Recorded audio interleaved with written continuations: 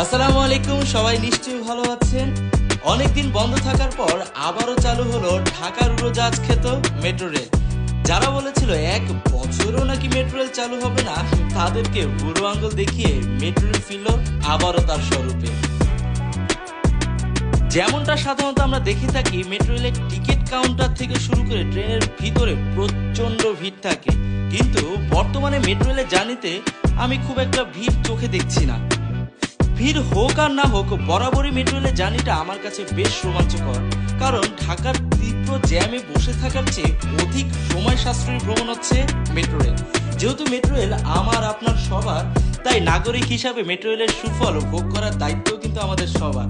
ঢাকা ফিরে আসুক আবারও তীব্র গতিতে, প্রাণবন্ত চঞ্চলতায়, এমনটাই কামনা করছি। আর হ্যাঁ, ঢাকার তীব্র জ্যাম যদি পরিহার করতে চান, আপনারা কিন্তু মেট্রো রেল ব্যবহারের মাধ্যমে সেই সুযোগটা কাজে লাগাতে